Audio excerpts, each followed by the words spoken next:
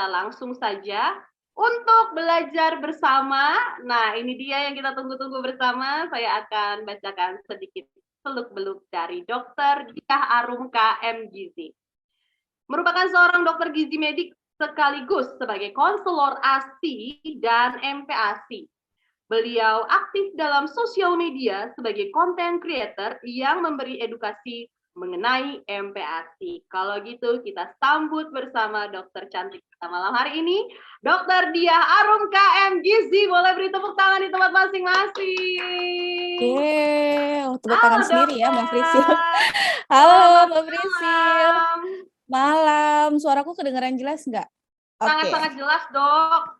Malam hari ini kita langsung aja kali ya, Dok ya, untuk langsung ke sesi dari Dr. Diah Arum. Dan tentunya malam hari ini untuk semua pemaparan materi Dr. Diah Arum selama 30 menit ke depan. Kemudian seperti biasa kita akan tanya jawab.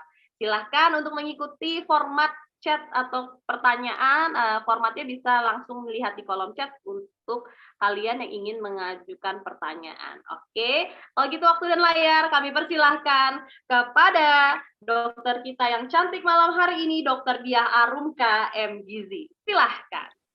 Terima kasih Mbak Prisil, sudah ada yang taruh pertanyaan loh. Oke, saya izin share screen terlebih dahulu ya.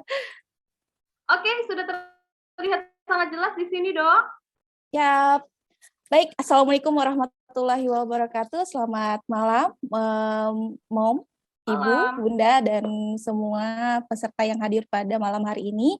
Senang sekali rasanya saya bareng lagi nih sama MPASI Bayi Sehat dan juga Mom semuanya. Hari ini insya Allah kita akan membahas mengenai pengolahan dan persiapan MPASI yang aman dan higienis. Sebelumnya saya mau kasih sedikit latar belakang. Oh, ini kayak sidang skripsi ya atau tesis ya. Jadi saya mau kasih latar belakang pembahasan materi pada hari ini. Kita bisa lihat di data tahun 2020 dan juga data di tahun 2021, di mana dalam satu diagram ini, Mom dan Dad juga bisa lihat ternyata ada yang namanya krisis kesehatan akibat bencana, tapi yang bukan bencana non alam ya. Di sini yang ada kejadian luar biasa yaitu penyakit. Itu merupakan bagian dari kejadian luar biasa akibat pemberian atau konsumsi pangan yang kemudian tidak aman dan tidak juga higienis. Kemudian kita bisa lihat proporsi di sebelah, ini khusus untuk anak balita di usia 12 sampai 59 bulan. Di sini juga kita bisa lihat datanya ternyata cukup besar nih untuk angka kejadian penyakit diare itu sebesar 10,3%. Ini juga biasanya disebabkan karena penanganan dari pangan yang kurang tepat sehingga menjadi tidak aman dan juga tidak menjadi higienis. Nah, sekarang kita bahas nih. Hari ini yang akan kita bahas adalah persiapan alat MPASI. Jadi mungkin ada beberapa mom yang baru mau siap-siap nih untuk memulai MPASI. Juga persiapan MPASI yang aman dan higienis itu sebenarnya seperti apa? Lalu pengolahan MPASI yang aman dan tepat, bumbu-bumbu apa nih yang kira-kiranya bisa untuk meningkatkan cita rasa MPASI, dan bagaimana sih penyimpanan MPASI yang tepat. Oke, kita masuk dulu ke peralatan MPASI. Kalau kita lihat di sosial media tadi kayak disebutin sama Mbak Prisil ya, kalau misalnya udah mulai deket-deket angka cantik nih, biasanya Mama Dad udah mulai check out di e-commerce. Nah, tapi kalau buat peralatan MPASI sebenarnya butuh apa aja sih, terutama untuk masak?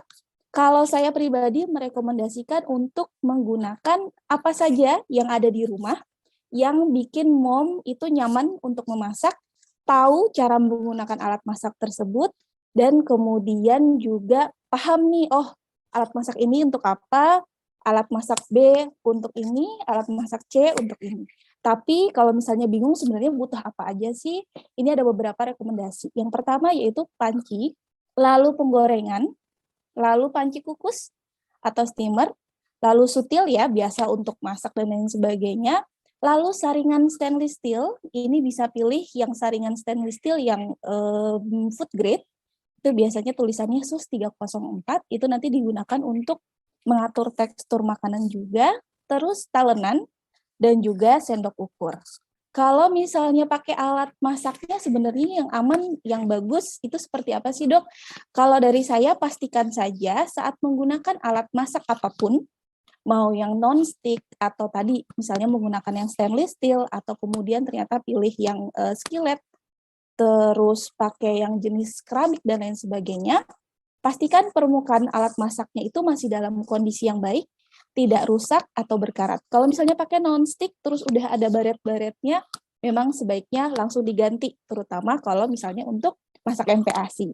Tapi kalau misalnya, oh dok, saya mau pakai nih, sekalian deh saya beli untuk nanti masak makanan keluarga seluruhnya ya, maka bisa pakai bahan-bahan yang memang lumayan awet seperti stainless steel yang tadi saya paparkan di depan ini. Lalu alat tambahan, tadi sudah ada panci, sudah ada penggorengan, sudah ada steamer, terus biasanya ini sering ditanyakan juga nih. Nah, beberapa rekomendasi dari saya, yang pertama tadi talenan, sudah saya sebutkan di awal. Kalau untuk persiapan MPASI atau untuk memasak MPASI, sebaiknya talenannya kita pisah-pisah ya, Mom. Kalau di sini biasanya standar dari restoran itu dipisah sampai 6 atau 7 warna. Ada yang dipisahkan untuk daging merah sendiri, untuk ikan sendiri, untuk unggas sendiri, untuk sayuran, dan lain sebagainya sendiri. Tapi kalau untuk setting di rumah, kita bisa paling nggak menyediakan 3 jenis talenan yang berbeda, yaitu yang pertama untuk bahan mentah, sayur, dan juga buah. Jadi untuk bahan mentah ya. Kemudian talenan yang kedua itu untuk bahan mentah protein, daging mentah, unggas mentah, terus kemudian ikan, itu talenan yang kedua. Kemudian talenan yang ketiga untuk bahan matang. Jadi nanti kalau kita mau menyesuaikan tekstur, biasanya kan, oh saya mau cincang nih, dicincang kasar, dicincang halus. Setelah matang kita pakai talenan yang talenan untuk bahan makan yang sudah matang tersebut. Jadi ada 3 jenisnya. Tapi kalau misalnya, dok saya belum bisa nih menyediakan 3 talenan sekaligus di rumah, saya punyanya hanya 1. Maka nanti kita bisa siasati, nanti kita pelajari di belakang untuk pengolahannya, kira-kira seperti apa sih supaya tetap aman untuk MPASI baik kita. Terus yang kedua biasanya sekarang lumayan banyak misalnya menggunakan blender atau multi chopper. Kalau buat saya silahkan saja dapat digunakan untuk membuat lauk, untuk membuat finger food itu bisa digunakan. Tapi kalau misalnya tekstur awal-awal MPASI sebenarnya bisa sesimpel menggunakan stainless steel dari saringan. Jadi karena jumlahnya juga sedikit, nggak terlalu banyak ya, jadi nggak perlu sebenarnya pakai blender yang sampai besar banget. Terus ulekan juga bisa sebagai bahan atau alat tambahan karena biasanya untuk menyesuaikan tekstur yang lebih alot, yang lebih keras itu bisa menggunakan ulekan. Nah, ini yang sering ditanyakan nih, bagaimana dengan slow cooker? Slow cooker ini salah satu alat masak yang lumayan booming, digunakan pada saat MPASI. Kalau misalnya Mom mau menggunakan slow cooker, kita perhatikan saja Mom, yang pertama gunakan sesuai dengan petunjuk manual produknya. Jadi kalau produknya dengan merek yang berbeda-beda, silahkan baca dulu petunjuk manualnya. Lalu hindari mencampur bahan makanan yang beku dengan bahan makan yang mentah, kemudian dicampur dengan sayur mayur misalnya dengan daun. Contohnya gini, Mom misalnya mencampurkan antara beras mentah ya, masih beras gitu, terus dengan daging tapi dagingnya masih beku banget, terus dicampurin sama daun bayam. Nah itu kalau seperti itu menjadi kurang tepat karena bisa jadi ada yang sudah matang, ada yang mungkin baru setengah matang, tapi udah ada yang overcook si daun bayamnya. Jadi perhatikan betul cara penggunaannya. Lalu ketika mau menggunakan slow cooker, hindari membuka tutup terlalu sering tutup slow cookernya, karena hal ini dapat mengakibatkan suhu internal dari slow cookernya itu bisa turun 10 hingga 15 derajat Celcius. Di mana kita tahu sendiri nih kalau cara masaknya slow cooker ini naikin suhunya perlahan, nggak seperti di kompor ya. Di kompor memang naiknya bertahap, tapi biasanya relatif cepat. Tapi kalau di slow cooker ini naiknya benar-benar perlahan. Jadi kalau kita buka tutup, lupa nih mau masukin daun salam, lupa nih lengkuasnya belum masuk, bumbu-bumbu aromatiknya belum masuk, kita buka tutup gitu, maka suhunya turun lagi dan mengakibatkan slow cooker ini menjadi tidak aman untuk MPASI. Lalu hindari juga meletakkan MPASI di dalam slow cooker lebih dari 4 jam, terutama tadi bila memang sudah dibuka tutup atau memang sudah matang. Jadi kalaupun menggunakan sudah selesai, tidak dikonsumsi dalam waktu 2 jam, sebaiknya kemudian diangkat atau dipindahkan ke wadah lain. Sekarang untuk peralatan MPASI yang makan, tadi mungkin sudah dijelaskan juga di awal. Kalau dari saya rekomendasinya kita bisa pilih sendok makan dewasa. Sendok makan dewasa di sini gunanya untuk nanti mengatur, salah satunya ya, untuk mengatur kira-kira porsi yang diberikan ke bayi saya itu seberapa, lalu mangkuk, lalu juga piring makan, kemudian sendok makan bayi dan juga gelas minum. Pastikan saja pinggiran dari alat makannya ini lembut, tidak tajam, lalu selalu pastikan bersihkan alat makannya dari sisa-sisa lemak atau minyak sebelum dan sesudah digunakan untuk makan. Oh, satu lagi. Kalau misalnya mau menggunakan sendok makan, pastikan kalau untuk awal-awal MPASI ya, kadang mungkin muncul keluhan, dok anak saya nggak mau makan nih. Ternyata setelah dievaluasi, dari cara pemberiannya itu sendoknya ternyata ukurannya terlalu lebar dibandingkan ukuran mulut bayi yang masih kecil. Jadi coba pilih sendok makan yang ukurannya lebih kecil dulu. Nanti kalau misalnya mau pakai ukuran yang ternyata lebih besar, silakan nanti ketika anaknya sudah bisa lebih pintar untuk makan, kemampuan makannya sudah berkembang, itu bisa mengikuti. Tapi kalau di awal-awal, pilih yang diameternya itu lebih kecil daripada ukuran mulut bayi kita. Oke, sekarang masuk ke persiapan MPASI yang aman dan tepat. Kalau dari WHO, Mom dan Dad sekalian, itu ada 5 kunci untuk keamanan pangan. Yang pertama adalah menjaga kebersihan. Ini mungkin kita anggap sepele, tapi percaya deh, dengan mencuci tangan minimal 20 detik sebelum maupun sesudah melakukan apapun, termasuk pada saat menyiapkan MPASI, itu akan sangat berpengaruh. Karena kita tahu sendiri nih, pencernaan bayi-bayi kita itu masih kayak selang tuh masih bersih banget, nggak ada lumut-lumutnya, nggak ada yang bakteri-bakteri terlalu jahat gitu ya, adanya bakteri-bakteri baik. Jadi mencuci tangan sebelum dan sesudah melakukan, terutama ketika mengolah MPASI itu sangat penting. Terus prinsip yang kedua adalah memisahkan bahan pangan mentah dengan bahan pangan yang matang. Dimulai dari ketika kita berbelanja. Kalau kita berbelanja, misalnya kita ke pasar atau kita ke supermarket, pisahkan betul-betul antara daging-dagingan, unggas nih atau ikan dengan bahan sayur mayur atau bumbu-bumbuan. Karena nanti biasanya kalau kita campur jadi satu, biar ringkes nih, gabungin jadi satu. Bisa jadi mungkin ada yang bocor, kemudian cairannya yang dari dagingnya atau dari ikannya itu jatuh ke sayuran atau ke bumbu-bumbu, itu bisa menyebabkan yang namanya kontaminasi silang, sehingga justru makanannya bisa menjadi berbahaya untuk dikonsumsi. Terus tadi dari bahan pangan, terus peralatan yang terpisah ya, tadi yang seperti pisau dan talenan, kemudian disimpan juga di wadah-wadah yang tertutup kalau misalnya belum mau digunakan. Terus prinsip yang ketiga adalah masak dengan benar. Khusus untuk MPASI, dalam kurun waktu 6-24 bulan, pastikan selalu bahan pangan yang kita berikan ke bayi, ya, terutama protein hewaninya, protein nabatinya, kemudian juga dari karbonnya, itu matang sempurna. Jadi nggak boleh dikasihnya yang setengah matang, atau udah deh saya mau kasih sashimi ini yang seger, ikannya oke banget kok, akhirnya dikasih yang mentah, sebaiknya enggak. Jadi memang masak bahan pangannya itu dengan benar sampai betul-betul matang. Minimal suhunya itu 70 derajat Celcius. Kalau misalnya lebih dari itu juga biasanya lebih baik. Terus jagalah bahan pangan pada suhu aman. Di sini ada yang namanya zona suhu berbahaya, nanti di slide berikutnya saya jelaskan. Hindari bahan pangan MPASI itu berada di zona suhu berbahaya ini antara suhu 5 derajat Celcius sampai 60 derajat Celcius. Lalu yang terakhir, yang kelima adalah menggunakan air dan bahan baku yang aman. Maksudnya di sini adalah sekarang kalau misalnya real life gitu ya, mungkin kita kalau misalnya pakai bahan, saya mau pakai tomat nih, terus tomatnya ternyata ujungnya udah ada yang busuk sedikit, tapi kadang ibu-ibu tuh yang bawah-bawahnya masih oke nih, akhirnya yang busuknya terus di slice, dibuang gitu ya. Tapi kalau untuk MPASI, baiknya ya idealnya kita perhatikan betul dari mulai tadi itu, misalnya bahannya kayak si tomat, kita perhatikan, oh tomatnya memang bentuknya utuh, tidak ada yang busuk, nah itu yang kita gunakan. Jadi air, kemudian bahan baku atau bahan pangannya yang aman.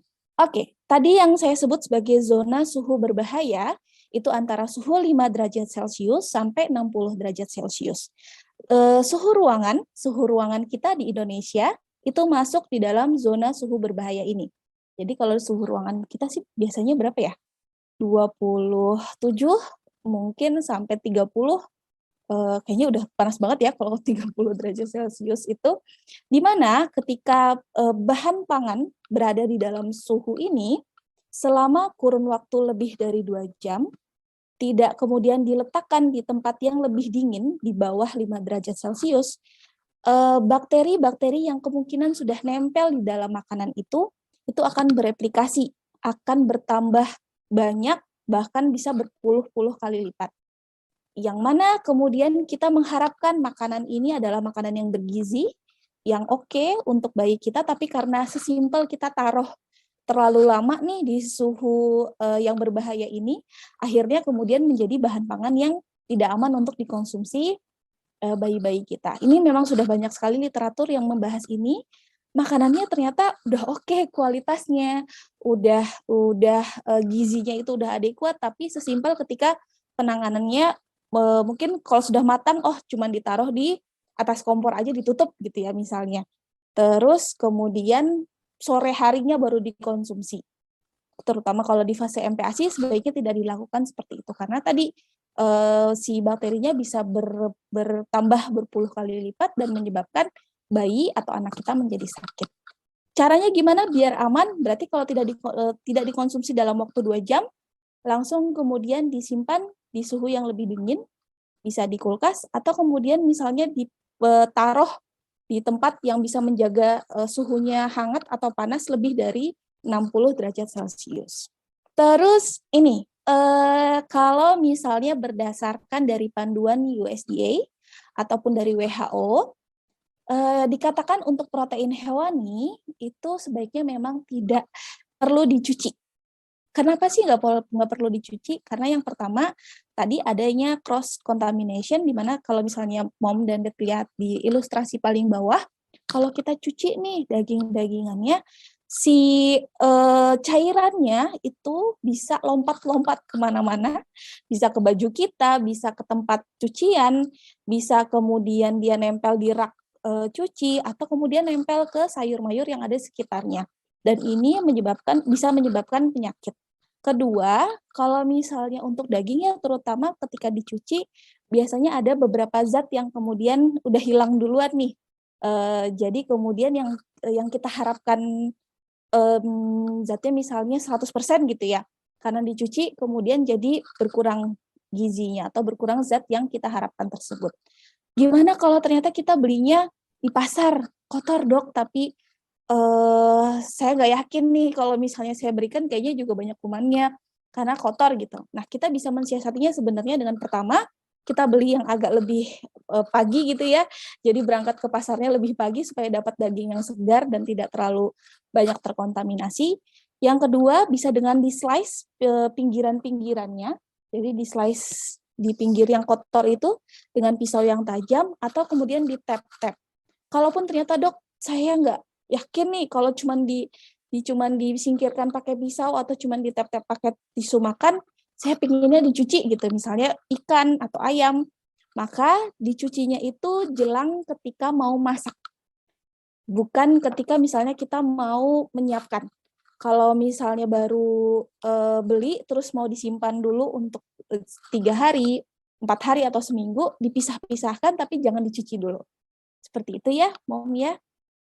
Nah, ini yang tadi saya sebutkan, kalau misalnya kita lihat nih food preparation yang ada di banyak gitu ya, itu memang betul-betul sangat membantu kita sebagai ibu, baik yang bekerja ataupun yang sebagai stay at home mom. Tapi prinsipnya gini, ketika bahan pangan itu semakin banyak dimanipulasi, diubah bentuknya, biasanya akan tetap ada gizinya yang berkurang. Bagaimana supaya kita mengurangi itu, minimalisir itu, adalah dengan membuat menu, lalu kita lihat nih, kira-kira bahan mana nih yang ternyata lebih cepat busuk. Nah, itu yang kemudian diolah terlebih dahulu. Misalnya kalau kita beli ikan, kita olah dulu ikan. Ada jeroan, kita olah dulu jeroannya. Nah, nanti baru kemudian daging ayam, kemudian daging sapi. Terus kalau sayur mayur juga seperti itu. Oke, sayur yang berdaun biasanya lebih cepat busuk, maka kemudian kita olah terlebih dahulu. Terus tips yang kedua, jangan terlalu penuh. Kita lihat ini ya, ini penuh banget sebenarnya meskipun kelihatannya rapi tapi penuh. Kalau terlalu penuh, biasanya ada penekanan di sayurnya atau di bahan-bahan seperti unggas atau dagingnya ini, dia akan biasanya lebih bikin cepat membusuk atau kualitasnya menjadi tidak baik. Ini ya, termasuk kalau misalnya sayuran, nggak boleh dicuci. Ini terutama kalau misalnya kita nggak langsung masak. Kalau misalnya saya beli hari ini buat masak besok, saya siapkan malam, silahkan, nggak apa-apa. Tapi kalau kita belinya seminggu, tidak perlu dicuci dulu, dipisah-pisahkan aja, ditutup, baru kemudian ketika mau diolah, baru dicuci. Seperti itu ya. Terus sekarang masuk ke saatnya mengolah. Kalau untuk MPASI, kita biasanya sering bingung nih, Mom. Sebenarnya pakai cara masak seperti apa sih? Saran saya mulailah dari cara yang paling simpel. Yang paling mudah, yang bikin Mom nyaman. Contohnya misalnya dengan merebus. Merebus ini paling banyak ya, paling bisa kita gunakan dengan air atau dengan kaldu. Lalu juga bisa dengan mengukus. Mengukus ini juga bisa bikin bahan masakan seperti nasi tim, kemudian finger food atau snack padat gizi. Terus menumis juga bisa dilakukan untuk membuat MPASI. Menumis juga bisa biasanya membantu untuk meningkatkan kalori juga, dan bisa juga langsung mendapatkan lemak-lemaknya termasuknya. Tapi pada umumnya sebenarnya semua cara masak, semua cara mengolah, cara kuliner itu bisa diterapkan pada saat kita mengolah MPASI. Jadi jangan takut untuk berkreasi, saya mau deh kadang-kadang saya mau dipanggang nih, itu juga bisa digunakan untuk membuat MPASI. Ini ada panduan dari buku KIA yang terbaru, cara membuat MPASI dari makanan keluarga dan juga cara membuat MPASI dari bahan mentah. Saya cuma mau kasih gambaran aja bahwa ya bisa sesimpel ini ternyata dari bahan-bahan yang ada, dan juga bisa juga modifikasi dari menu-menu keluarga yang ada. Terus berapa lama sih sebenarnya kalau untuk matengin bahan? Intinya sebenarnya kalau untuk protein, semakin bentuknya lebih kecil-kecil, biasanya dia lebih cepat matangnya. Jadi kalau misalnya mau berikan untuk MPASI, dagingnya bisa dicincang kasar dulu, atau misalnya punya akses untuk membeli daging giling, itu juga bisa digunakan. Biasanya akan lebih cepat matang, waktu mau di dapur juga lebih singkat, tinggal kemudian menyesuaikan teksturnya. Ini untuk beberapa, bukan panduan sih sebenarnya, ini bisa kita lihat sebenarnya berapa lama sih waktu untuk memasak sayur mayur. Paling cepat itu biasanya kalau sayur yang berdaun ya. Jadi sayur yang berdaun itu biasanya cepat banget, sementara kalau yang seperti yang berasal dari akar, wortel, itu misalnya beetroot, itu biasanya agak lebih lama. Nah, kalau untuk penyimpanan, nanti saya bahas di belakang, untuk lamanya ya. Ini kalau untuk penyimpanan di kulkas, cara pengolahan, cara menyimpan yang aman, itu susunannya seperti yang sebelah kanan ya. Jadi bahan makanan yang sudah matang itu diletakkan yang paling atas, mungkin bisa di chillernya atau di kulkas bawah yang paling atas. Lalu di bawahnya itu bisa ditaruh sayur mayur atau buah-buahan yang mentah ya, berarti yang segar, ataupun sayur atau buah yang siap makan. Bawahnya kemudian bisa juga meletakkan, baru kemudian meletakkan bahan protein yang mentah. Entah itu kemudian telur, daging, ayam, ikan, itu bisa diletakkan di bagian paling bawah. Kenapa seperti ini susunannya? Sama seperti tadi di awal, untuk menghindari kalau misalnya yang mentah ini ditaruh di atas, terus dia ternyata bocor, cairannya itu bisa jatuh, dan menyebabkan makanan yang sudah jadi itu menjadi tidak aman. Terus pastikan kalau ditaruh di kulkas, kulkasnya nggak terlalu penuh. Jadi pengolahan MPASI, pengolahan makanan keluarga yang baik itu yang sesegera mungkin dimakan, tidak terlalu lama disimpan di dalam kulkas maupun freezer. Ini beberapa ide bumbu aromatik untuk meningkatkan cita rasa MPASI. Ada beberapa bumbu yang bisa disimpan di luar, di suhu ruang. Ada juga bumbu-bumbu yang bisa juga ditaruh di dalam kulkas. Kalau di sini saya bikin jadi per usia ya, tapi sebenarnya kalau misalnya dok, saya kebetulan nih orang Makassar, atau saya kebetulan orang Sumatera nih, Sulawesi, Makassar, Maluku, itu biasanya bumbu-bumbunya juga lebih kuat. Jadi kalau misalnya mau ngenalin bumbu aromatik yang di atas 12 bulan, untuk anak yang usianya 7 bulan, boleh nggak sih? Boleh banget. Jadi tidak terpaku berdasarkan kelompok usia ini. Terus kalau misalnya bahan pangan yang rasanya umami, rasanya mirip kayak micin, itu juga bisa kita peroleh dari bahan yang alami loh, Mom. Sesimpel kita menambahkan bawang bombay, atau kemudian kita menggunakan ikan laut, atau menggunakan jamur. Jamur itu juga bisa digunakan sebagai sedikit campuran sayur dan juga untuk rasa umami yang alami, atau tomat. Kemudian wortel juga bisa menjadi bahan pangan yang umami, jadi tambahan micin alami tersebut ya, atau seperti ubi, kentang, dan lain sebagainya. Sekarang untuk penyimpanan dan menghangatkan, tadi penyimpanannya ya, kalau di sini mirip, jadi bahan yang atas itu adalah bahan yang matang, bawahnya kemudian sayur dan buah mentah, baru yang kemudian bawahnya protein yang mentah. Nah, secara umum makanan yang matang, misalnya kita bikin MPASI ya, itu dapat disimpan 24 hingga 48 jam, jadi 1 sampai 2 hari di kulkas bawah, dan 2 sampai 4 bulan di freezer. Namun di banyak literatur selalu ditekankan bahwa semakin cepat dikonsumsi, nilai gizinya itu biasanya akan tetap baik, tetap oke. Jadi kemungkinan kontaminasinya juga lebih kecil, jadi semakin cepat dikonsumsi itu lebih baik. Ini beberapa tips untuk menghangatkan MPASI. Pertama, ketika kita sudah selesai memasak, tidak perlu ditunggu untuk dingin lama-lama. Dari panci satu, kita pisahkan langsung per porsi. Mungkin mau disesuaikan teksturnya, silahkan.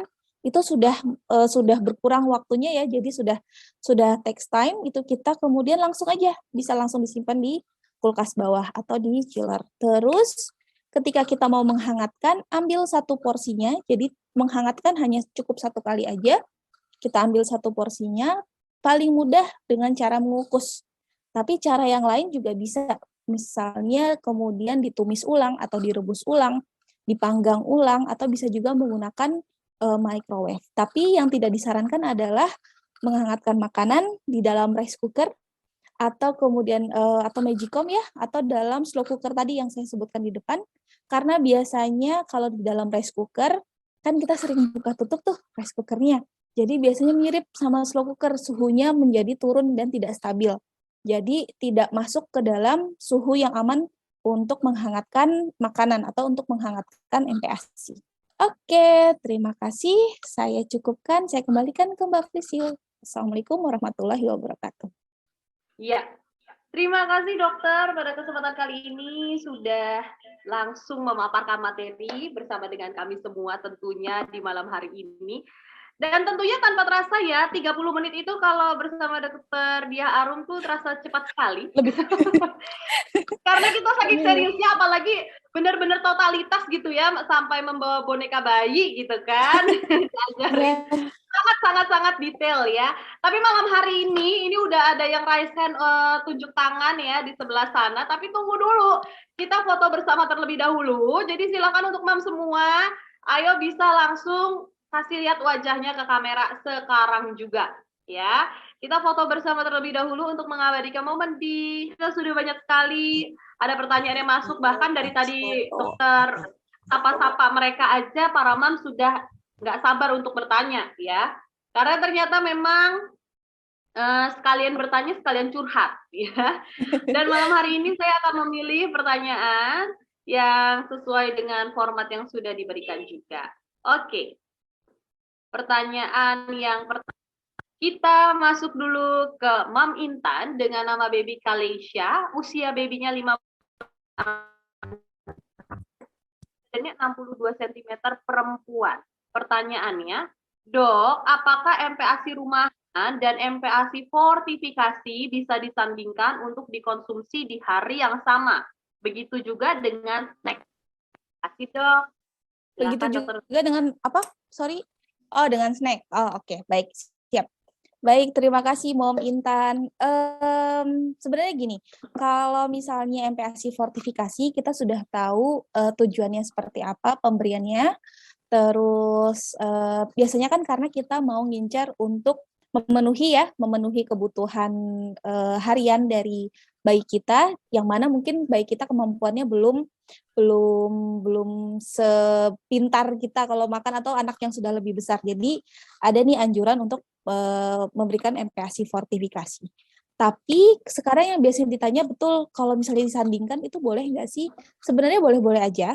Jadi misalnya nih, saya Dok kebetulan nggak sempet nih untuk masak menunya yang ribet gitu ya misalnya. Oke, saya bikin MPASI fortifnya.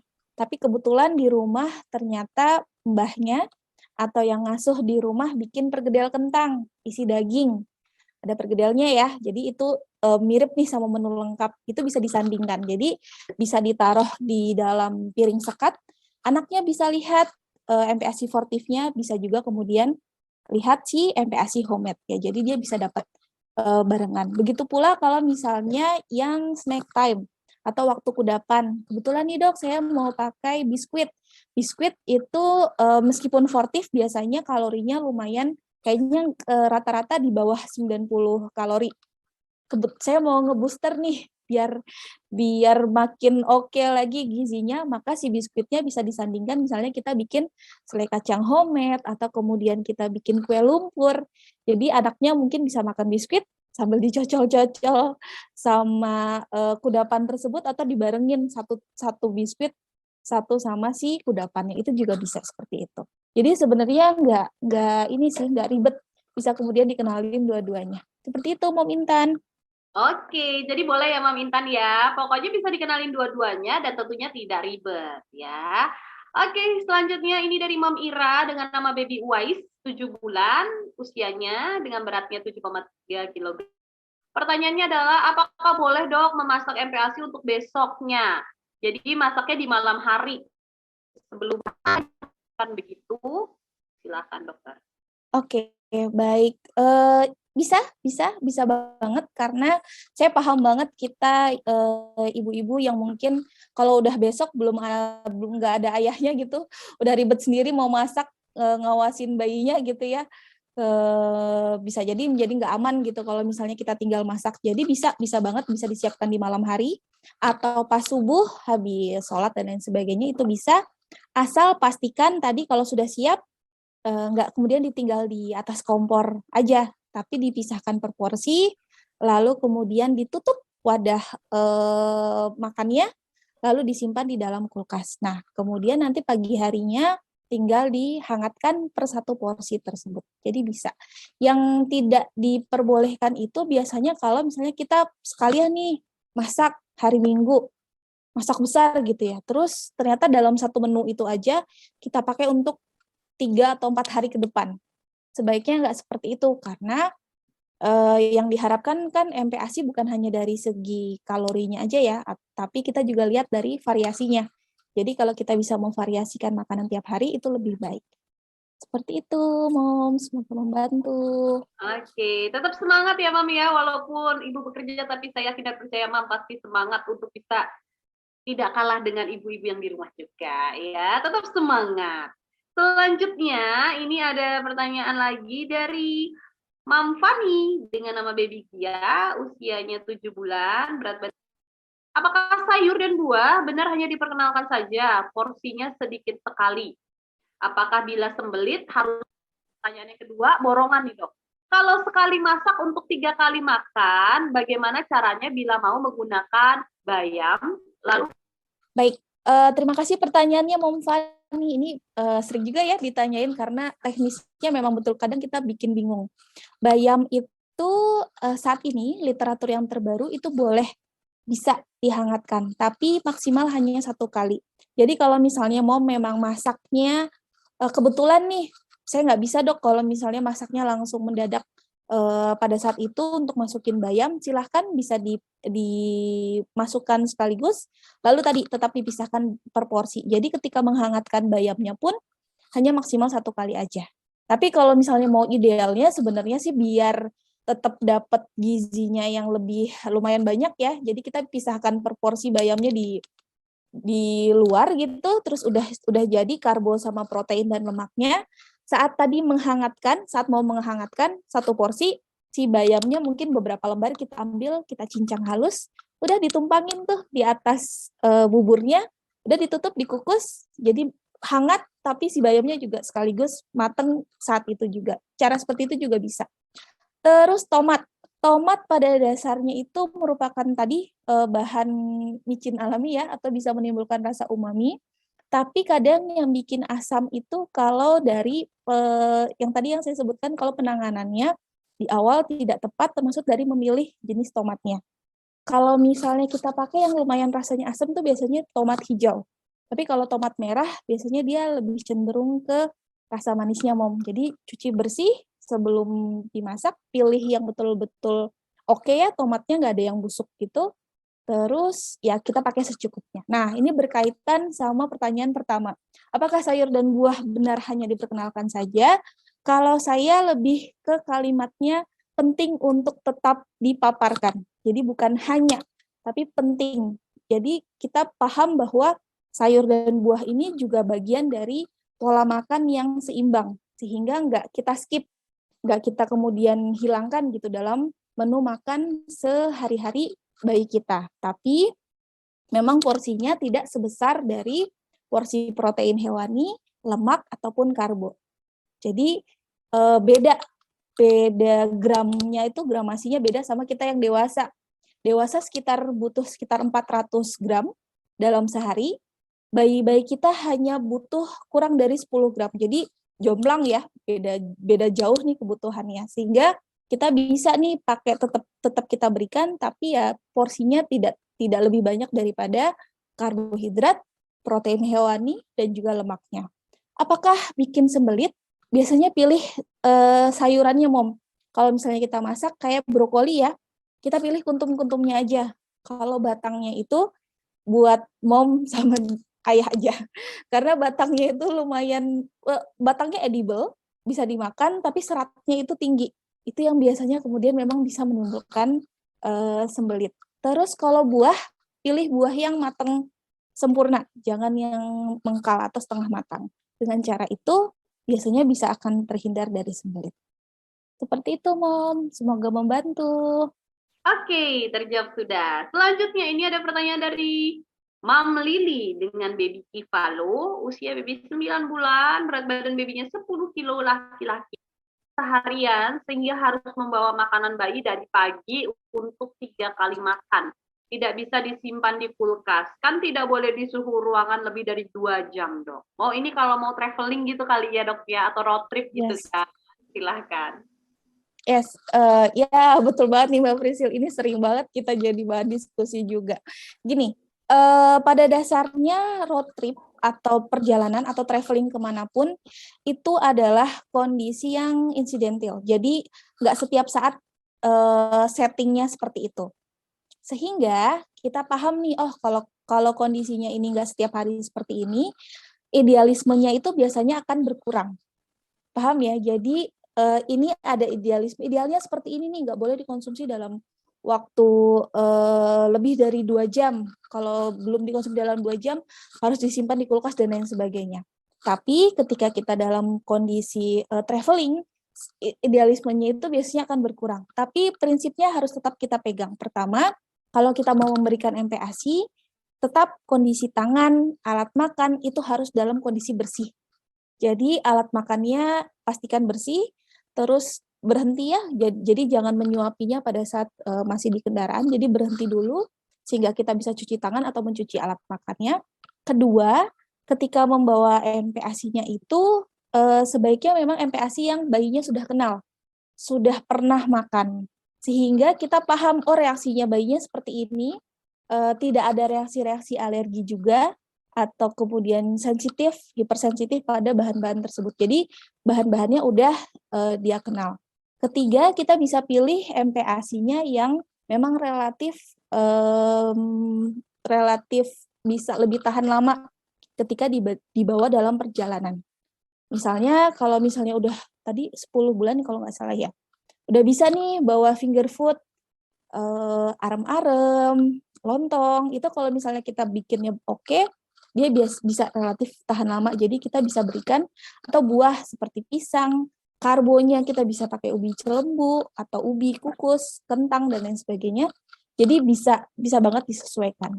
Kalaupun ternyata punya akses, saya kebetulan berhenti nih di restoran, bisa kok, itu bisa kok. Kita, Pak, maaf Pak, saya punya bayi, saya boleh nggak numpang, misalnya kita bawa portable cooker gitu ya, untuk ngangetin, itu juga bisa seperti itu. Jadi memang kelihatannya rempong sih kalau misalnya bawa MPASI homemade, tapi insya Allah dengan cara itu akan lebih aman. Gitu ya, jadi banyak sekali caranya kalau untuk traveling.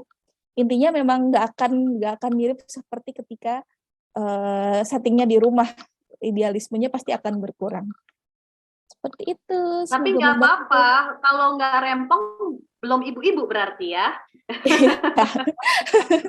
Betul. Oke. Betul sekali. Selanjutnya, Mom Tias Arum dengan nama baby Syafazea dengan usia babynya 7 bulan 9 hari, beratnya 7,16 kilo, tinggi badannya 65 cm perempuan. Penyimpanan MPASI supaya bisa dimakan dingin gimana ya? Sepertinya baby saya lagi tumbuh gigi, Dok. Boleh nggak, Dok, dibantu jelaskan tips and trick yang tumbuh gigi? Terima kasih. Silakan, Dok. Oke, baik. Iya, salah satu pemberian MPASI ketika bayinya sedang tumbuh gigi, ini sebenarnya kalau waktu itu cerita sama teman-teman sejawat dokter gigi, sebenarnya nggak ada yang panduan, harus gitu, enggak. Tapi bisa diberikan sesuatu yang bikin mulut bayinya jadi nggak terlalu, kan kalau tumbuh gigi kan rasanya bengkak, terus nggak nyaman gitu ya. Jadi dia butuh sesuatu yang mudah untuk dikonsumsi, tidak panas di mulutnya, tidak kemudian menyebabkan bengkaknya menjadi lebih sakit. Salah satunya adalah dengan makanan yang kemudian diberikan mungkin suhunya lebih dingin. Nah, sebenarnya ketika kita misalnya mau kasih nih makanan utama, dia maunya yang dingin, Dok, yang langsung dari kulkas. Itu nggak apa-apa kok, asal tadi penanganannya ketika di awal, pas masak ya, itu betul. Betulnya gimana? Maksudnya ketika sudah matang, lalu langsung dipisahkan per porsi, misalnya disesuaikan teksturnya, terus langsung ditutup, langsung disimpan. Nggak perlu ditunggu sampai dingin dulu lama gitu ya, baru kemudian ditaruh di kulkas. Atau ada beberapa cara juga, misalnya dipasteurisasi, itu juga bisa seperti itu. Jadi sudah ditutup, terus wadahnya itu ditaruh di dalam panci gitu ya, dihangatkan sebentar, pancinya nggak sampai yang mendidih banget, sampai sekitarnya itu kayak ada gelembung-gelembung udaranya, terus udah, habis itu kemudian disimpan di kulkas. Caranya bisa seperti itu. Terus nanti ketika diberikan ke bayi, itu boleh dalam suhu dingin, jadi nggak langsung dihangatkan. Atau cara kedua juga bisa, karena kita paham bahwa giginya bayi itu lagi mau tumbuh, gusinya jadi nggak nyaman, kita bisa fasilitasi dengan makanan yang bisa dia gigit-gigit, yang bisa dia genggam, yang bisa dia taruh di gusinya, bisa dia gigit gitu ya, jadi mengurangi rasa nyerinya. Contohnya, dia nggak mau bubur nih, coba saya kasih yang dingin, ternyata nggak mau juga yang dingin. Bisa loh kita bikin kemudian jadi tadi karbonya bikin jadi bentuknya misalnya ketupat atau jadi lontong, itu bisa digigit gitu. Atau kemudian dibentuk jadi kayak finger food. Atau misalnya pas waktu snack time, kita bisa bikin yang bentuknya seperti es krim. Jadi bisa digigit sama bayinya, dingin juga, jadi seperti titer alami gitu. Jadi bisa mengurangi nyerinya. Seperti itu, Mom. Semoga membantu. Selanjutnya kita ke tambahan pertanyaan nih, Dok. Kalau misalkan tadi kan lagi ngomongin soal MPASI traveling juga ya dok ya. Ini ada pertanyaan juga. Ini kalau misalkan tips-tips untuk MPASI traveling kira-kira ada tips-tips menu-menunya tuh apa aja. Tadi udah sempat dikasih tahu ya bahwa arem-arem gitu ya bisa ya dok ya. Selain arem-arem. Oke. Kalau beberapa menu sebenarnya tadi prinsipnya adalah menu yang sudah pernah dikenal sama bayinya. Jadi kalau kita mau traveling, kita pastikan dulu nih, kapan nih tanggal kita jalan. Nggak mendadak. Kalau bayi itu emang sebaiknya nggak mendadak sih, Mom. Terus kita udah ancang-ancang dulu beberapa hari sebelumnya, kita siapin kira-kira nih, pertama sebenarnya gini, kira-kira mepet berapa kali waktu makan ya dengan waktu perjalanan saya. Kalau misalnya, makan siang aja, tapi makan sore nih udah bisa, saya udah ada di tujuan gitu ya, udah sampai. Maka kita cuma menyiapkan di makan siangnya aja. Tapi kalau misalnya, ternyata makan siang, makan sore, ada waktu snack time-nya juga kelewat gitu ya pada saat di perjalanan, berarti kita siapkan 3 menu tersebut. Nah, siapinnya misalnya kita sedari awal udah, kalau mau bawain arem-arem, bayinya udah kenal arem-arem dulu nih. Terus tadi kalau misalnya kayak ubi celemu, pisang, itu juga kita udah bawa dulu. Atau misalnya kita bikin muffin telur, bentuknya kan kayak bulat gitu ya, tapi telur, masukin kentangnya, masukin sayurnya, terus kita pack. Nah, itu udah bisa juga diberikan. Kalau misalnya perjalanannya lumayan lama, lebih dari 6 jam, bisa loh sebenarnya bawa cooler bag kecil yang kayak cooler bag MPASI itu, terus ditaruh juga di situ bahan makanannya. Nanti ketika kita sampai di tempat makan atau di restoran, itu kita bisa numpang ngangetin sebentar.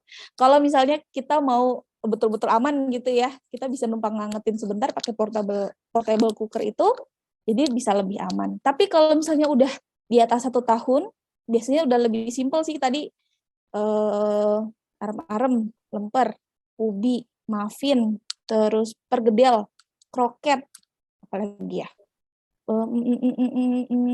jajanan-jajanan pasar tuh lumayan banyak sih yang bisa dibikin, talam itu juga bisa, itu biasanya lebih tahan lama, jadi bisa dikenalin.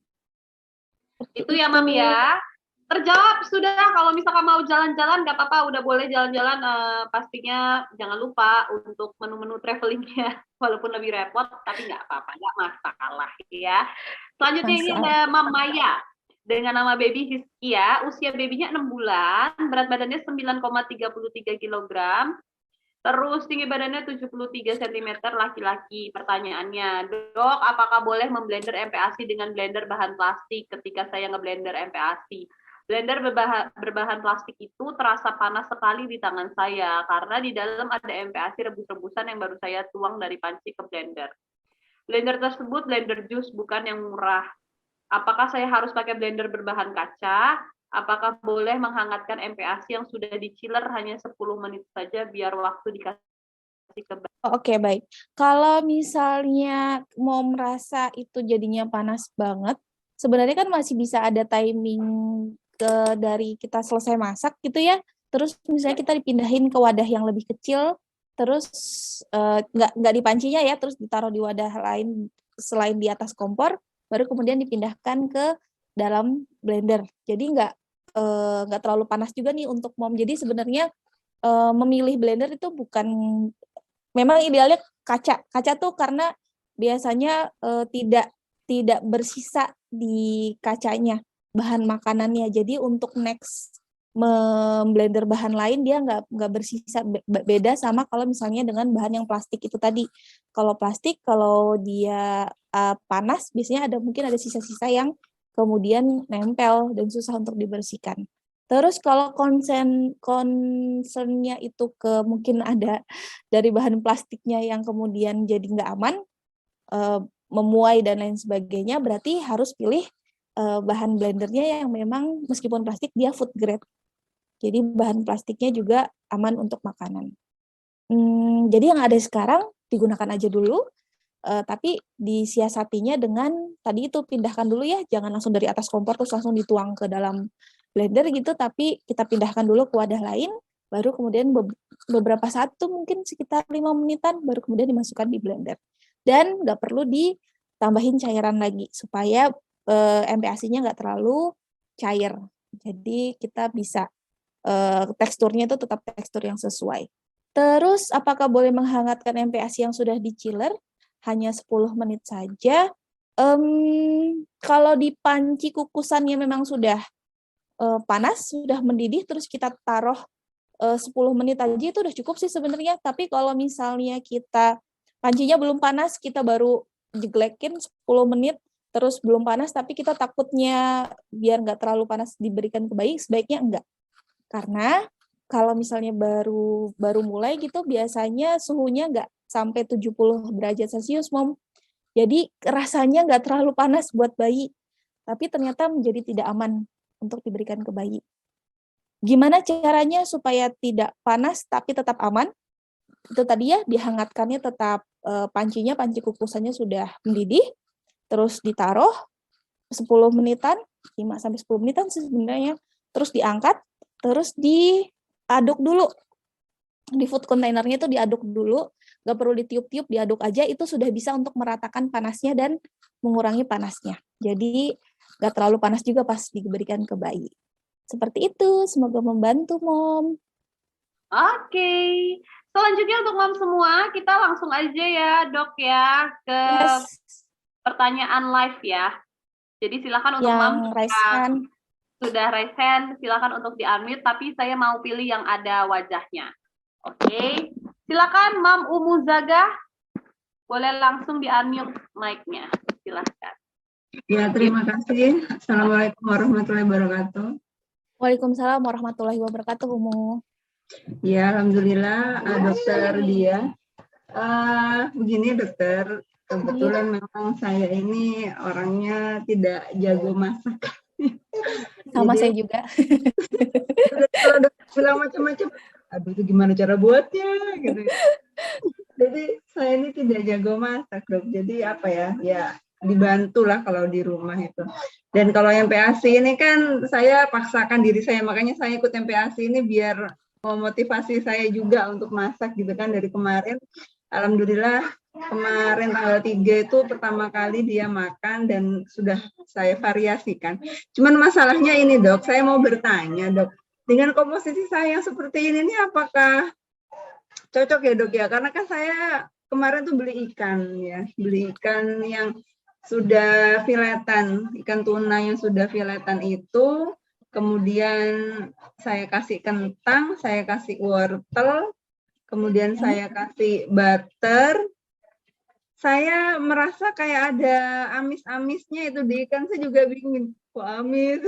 Terus saya kasih ini, Dok, apa namanya, bawang putih itu separuh, karena saya takut nanti kalau kuat rasanya jadi nggak mau deh. Saya kasih separuh bawang putih, itu saya steam, kan ada takarannya tuh steamnya berapa menit untuk ikan, berapa menit untuk sayur gitu ya, Dok. Saya steam, kemudian setelah selesai, semuanya tuh saya blender, apa itu namanya, bawang putihnya termasuk yang separuh itu, saya blender. Tapi kok kayak masih ada amisnya gitu loh, Dok. Terus saya berpikir apakah dikasih jeruk nipis, apa boleh apa enggak gitu. Itu yang pertama. Yang kedua pertanyaan saya itu kalau buah tadi, Dok, apakah buah itu harus dikukus dulu baru dihaluskan atau boleh langsung diberikan? Oke. Ya, itu terima kasih. Oke, siap Umu. Saya coba jawab ya. Senang banget loh, saya selalu mengapresiasi dengan besar hati, dengan penuh cinta kalau ada orang tua, karena saya juga termasuk yang nggak bisa masak juga dulu, tapi terpaksa bisa masak karena MPASI. Jadi gerakan yang dilakukan Umu sekarang itu udah oke, sudah sangat bagus. Nah, sekarang cara mengolahnya ini sebenarnya ikan laut itu memang punya bau yang khas, Umu. Jadi beda memang sama ikan air tawar atau dengan unggas atau dengan daging ya, itu baunya memang khas ikan laut. Nah, biasanya kalau misalnya sudah dalam bentuk file, kita pastikan dulu nih yang kita beli itu cold chain-nya, jadi dia didistribusikannya itu memang dalam bentuk yang masih beku, masih dingin. Jadi kalau kita beli yang pertama, kalau file ini harus dalam bentuk beku. Bukan yang misalnya dia ternyata kita pegang tuh udah apa sih bahasanya, kembes-kembes bahasa Jawa. Udah lunak gitu ya. Jadi kalau ikan, kan kita tahu kan ikan laut kan untuk didistribusikan ke kita itu pasti butuh waktu. Jadi selalu dalam bentuk beku. Nah, terus kalau misalnya mau diolah karena kita tahu itu baunya khas dan mungkin ada beberapa yang tidak nyaman, boleh banget sebelum itu dimarinasi dengan jeruk nipis, bijinya dibuang dulu, marinasi sebentar aja sih, paling kalau udah dalam bentuk file mungkin 10 menit, 20 menit, tapi ditaruh di dalam kulkas ya, jadi tidak dibiarkan di suhu ruang, baru kemudian di steam, dan kemudian diolah. Nah, kalau misalnya mau nambahin biar baunya nggak terlalu khas gitu, Umu bisa sebenarnya nyiapin bumbu-bumbu tadi, kayak misalnya si bawang putih atau bawang merah, itu udah ditumis di luar. Kalau misalnya dibentuk dalam mau dimasaknya di steam gitu ya. Jadi bawang merah, bawang putih mungkin 10 gitu di blender, terus ditumis di luar pakai minyak kelapa atau bisa pakai butter juga. Jadi dia bentuknya udah mateng. Kadang soalnya kalau bawang belum mateng itu juga baunya bau khas gitu ya. Jadi justru rasanya di lidah kita yang dewasa itu juga nggak terlalu oke, apalagi mungkin di bayi gitu. Tapi kalau udah di steam bareng-bareng biasanya sih bawang putihnya juga udah matang sih. Jadi udah oke kok. Tinggal tadi pemilihan dari ikan filenya. Terus buah itu yang terpenting sebenarnya matang sempurna. Mau itu pisang, mau itu alpukat, pepaya. Jadi tidak perlu dikukus-kukus dulu.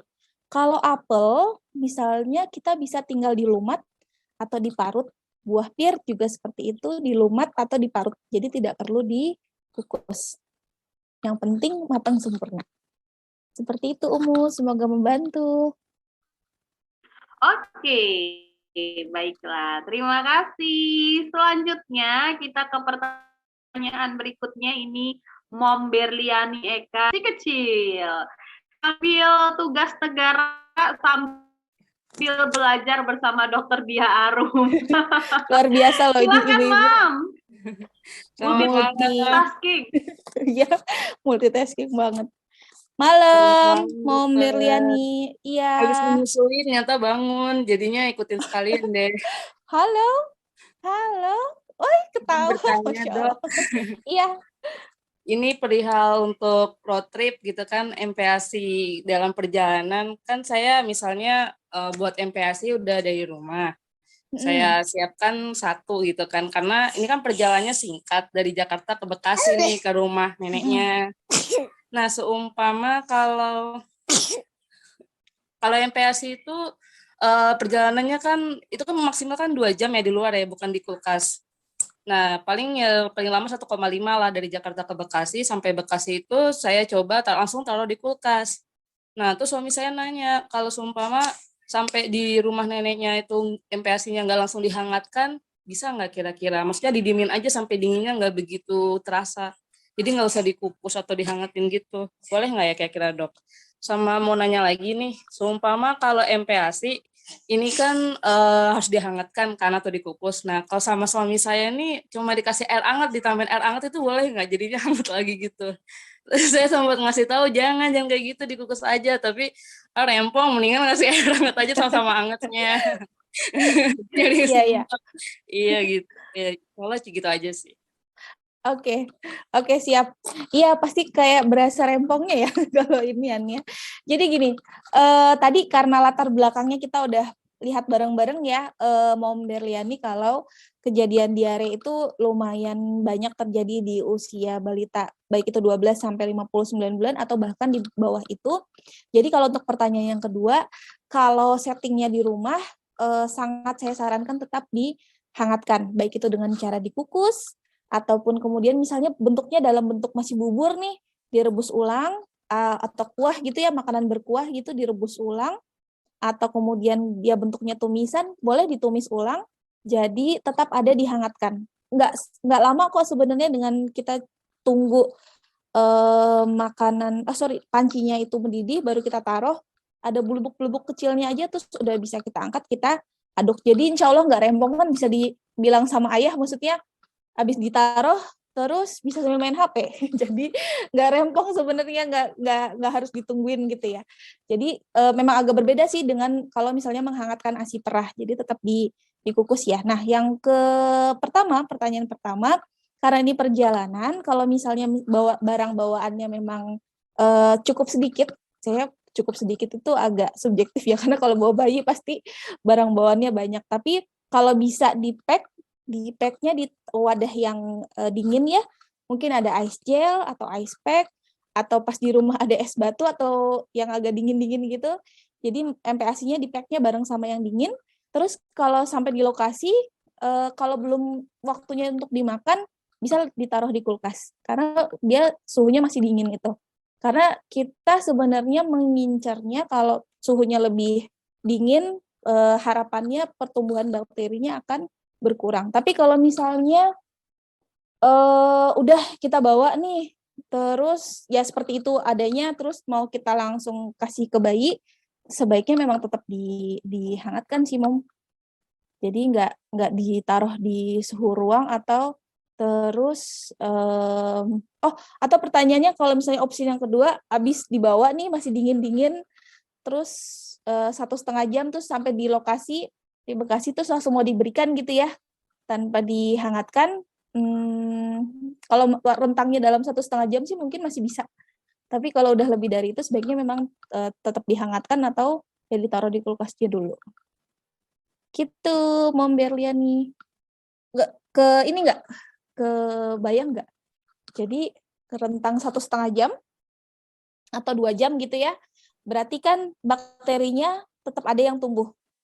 Kalau bakterinya ada yang tumbuh, berarti caranya untuk menghindari supaya bakterinya itu bikin bayi kita sakit adalah dengan dihangatkan, dinaikkan suhunya. Jadi dikukus ulang supaya yang tadi meskipun perjalanan cukup singkat tapi udah 2 jaman, kita hangatkan ulang supaya suhunya tetap aman untuk dikonsumsi bayi. Seperti itu. Oke, baik. Terjawab ya, Mami ya? Bisa dibayangkan, Mam? Diandai-andai? Bisa pastinya. Oke, malam kita ke pertanyaan berikutnya. Kita langsung ke pertanyaan berikutnya. Ini sudah ada Mam Curata Ayuni. Ya, silakan Mam. Iya, Mam Curata Ayuni untuk di-unmute mic-nya. Bisa langsung bertanya. Terima kasih Mbak. Assalamualaikum Dok. Waalaikumsalam warahmatullahi wabarakatuh, Mom. Saya dari Jambi, jadi saya punya baby umur 14 bulan Dok. Saya mau tanya kalau sebenarnya udah lewat sih waktu dulu umur 10 bulan itu kan misalnya MPASI-nya yang udah saya siapin di wadah kontainer itu kan saya simpan di kulkas. Terus saya keluarin, tapi belum dibuka gitu Dok. Saya keluarin di suhu ruang, belum dikukus di suhu ruang itu udah 2 jam apa 3 jam, tapi nggak dibuka Dok kontainer wadahnya. Apakah itu nanti ternyata nggak dimakan, nggak sempat dimakan? Itu apakah boleh disimpan lagi ke dalam kulkas atau saya buang atau gimana? Terus kan sekarang umurnya 14 hampir 15 bulan Dok. Itu kalau untuk MPASI-nya apa boleh penggunaan garam gula? Terus soalnya tuh ada yang bilang katanya nggak boleh, ada juga yang bilang boleh asal nggak banyak, sedikit. Cuman kan kadang saya bingung sedikitnya itu yang gimana? Sedikit seberapa. Terus untuk umur 15 bulan ini udah boleh nggak ya kalau makanan misalnya buahnya dikasih madu gitu Dok? 15 bulan ya? Iya, 15 bulan. Sama ini Dok, penggunaan keju sama susu UHT di MPASI itu boleh atau enggak Dok ya? Oh oke, baik. Mungkin itu aja Dok. Baik, saya coba jawab ya, Mom. Panggilannya siapa nih? Ini. Oke, ya kalau misalnya rentangnya sudah lebih dari 2 jam, tidak dikonsumsi, saya paham sih itu kayak mubazir gitu ya. Mubazir nggak dimakan belum dibuka gitu ya. Tapi memang kalau idealnya idealnya tidak dikonsumsi. Karena tadi dibandingkan dengan si mubazirnya sama resikonya kemudian bayi kita jadi sakit, itu kayaknya lebih besar resikonya. Jadi idealnya yang sudah lebih dari 2 jam meskipun tidak dibuka itu tidak dikonsumsi lagi. Jadi bisa pakai porsi makan yang berikutnya. Kan itu udah kejadian lama sih, tapi mudah-mudahan sekarang sudah tidak ada seperti itu ya. Terus gula garam kalau saya prinsipnya bisa diberikan tapi nggak perlu buru-buru. Kalau sekarang sudah usia 15 bulan, mungkin butuh sesuatu yang menunya yang rasanya lebih meningkat, atau kemudian dia mungkin kelihatannya sudah mulai bosan dengan menu-menu yang sebelumnya, itu bisa diberikan. Asal caranya gimana sih sebenarnya yang sedikit-sedikit itu, yang sedikit itu seperti apa? Diberikannya bisa di akhir. Jadi mau udah masak duluan, baru kemudian di akhir hanya sejumput-sejumput itu, jadi kita ngambil pakai 3 jari atau 2 jari gitu ya, terus ditaburin. Itu sejumput gitu. Atau misalnya mau bikin cemilan untuk satu keluarga dalam porsi yang lebih besar, terus biasanya kalau saya bikin cemilan, kalau Jambi, Palembang tuh cemilannya apa ya misalnya ya? Kemarin saya bikin kayak manan samin gitu ya, itu ada bolu ubi campur dengan santan dan telur gitu, kan biasanya ditambahin gula nih. Nah gulanya misalnya takarannya 4 sendok makan kalau untuk satu keluarga. Tapi kalau untuk bayi jadi cuman setengah sendok makan. Jadi perbandingannya gitu ya, dengan porsi yang sama, terus si gulanya itu dikuranginnya seperti itu. Begitu pula dengan madu. Kalau madu di usia di atas 1 tahun sudah bisa digunakan, tapi asal jadi gunakannya tetap bijak, nggak semua makanan dikasih madu, nggak semua buah dikasih madu. Sesekali boleh kok.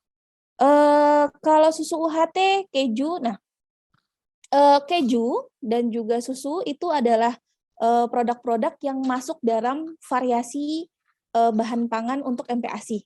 Jadi bisa diberikan. Tetapi kita perlu pahami bahwa ternyata orang-orang Asia itu dasarnya, genetiknya itu tidak terlalu cocok sama dairy product. Jadi gennya kita, DNA-nya orang-orang Asia itu ternyata nggak terlalu cocok sama dairy product. Sehingga banyak sekali kejadian intoleransi sama produk susu sapi atau turunannya. Jadi kalau mau kasih, silakan berikan satu jenis dulu, misalnya keju dulu, terus lihat reaksinya bayi. Kalau pupnya oke, dia nggak cranky, perutnya nggak kembung, itu bisa dikenalkan dengan produk turunan susu sapi yang lainnya, misalnya dengan susu UHT gitu ya. Terus lihat reaksinya dulu, baru nanti, oh oke nih, nggak ada masalah, baru bisa dicampur-campur. Seperti itu, Mom. Semoga membantu. Oke. Selanjutnya kita langsung beralih ke Mam Amelia. Silakan Mam Amelia. Ya. Selamat malam, Dok. Malam, Mam Amelia. Dok, saya tuh mau nanya, anak saya baru usia 12 bulan kemarin. Kalau misalkan makannya itu nasinya dari rice cooker setiap kali makan, apakah boleh? Oke, nasi ya? Ya. Jadi gini, idealnya kita berbicara idealnya ya, Mom, karena ini bagian dari edukasi. Sebenarnya untuk orang dewasa pun, baik itu nasi itu tidak boleh ditaruh di suhu ruang lebih dari 2 jam. Ini idealnya. Tapi kalau kita misalnya tahu nih, oh nasi di rice cooker ternyata kita tahu kualitasnya, rice cookernya misalnya dipertahankan suhunya gitu ya, itu monggo-monggo aja sih sebenarnya. Tapi kita lihat dulu reaksi bayinya. Kalau ternyata kita pakai nasi yang dari rice cooker, terus tadi, oh ternyata jadi ada diare atau pupnya jadi terus lebih encer, sebaiknya balik lagi. Kita bisa masak nih nasi di rice cooker ya, terus kita ambil porsinya untuk bayi, taruh aja di kulkas. Nanti kalau misalnya kita mau kasih makan bayi gitu ya, nasinya diambil, terus dihangatin bareng sama lauknya. Itu juga bisa kayak gitu. Oh iya, biasanya memudahkan.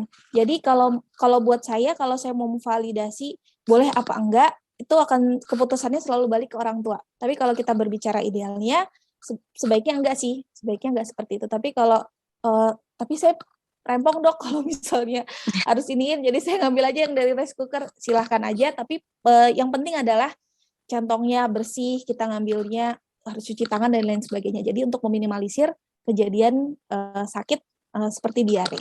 Seperti itu, Mama Amelia. Dok, satu lagi boleh bertanya? Boleh. Jadi anak saya tuh kan baru 1 minggu kemarin dites mantuk gitu ya, karena 3 bulan dari DSA berat badannya nggak naik-naik. Nah, udah 4 hari ini kalau misalkan habis minum obat yang TB itu, dia tuh langsung minta ASI gitu dok. Apakah boleh atau harus nunggu jeda dulu? Oke. Setahu saya kalau misalnya ASI itu sebenarnya lumayan, jadi gini, salah satu keunggulannya ASI itu memang baik itu zat-zat yang mungkin bisa menghambat penyerapan obat itu enggak berpengaruh, jadi bisa. Bisa. Tapi supaya di lambungnya bayi itu tetap oke gitu ya, penyerapan dari obatnya kasih jeda dulu deh 10 menit 15 menit.